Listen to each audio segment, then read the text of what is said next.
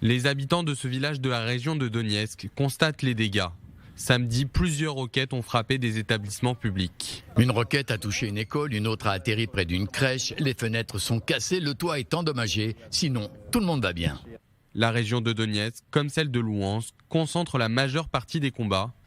Mais samedi, Moscou a relancé son offensive sur Zaporijia, plus au sud, où la ligne de contact entre les armées ukrainiennes et russes était stabilisée depuis plusieurs mois.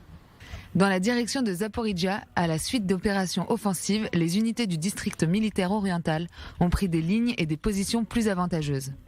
Réponse du porte-parole militaire ukrainien à Zaporijia.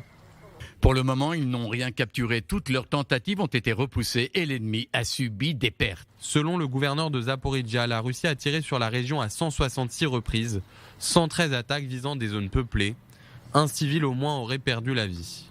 Les forces russes ont également lancé 115 frappes dans la région de Soumy, frontalière de la Russie dans le nord-est de l'Ukraine. Selon le gouverneur régional, un adolescent de 17 ans a été blessé et un certain nombre de maisons et de bâtiments d'infrastructure ont été détruits. Autour de Bakhmout, les combats restent intenses entre armées ukrainiennes et russes, appuyées par le groupe paramilitaire Wagner, désigné vendredi comme une organisation criminelle internationale par les États-Unis. À Kiev, le président ukrainien Volodymyr Zelensky a assisté samedi aux funérailles des victimes d'un accident d'hélicoptère survenu la semaine dernière. Le ministre de l'Intérieur et d'autres fonctionnaires du ministère figuraient parmi les 14 personnes décédées dans l'accident.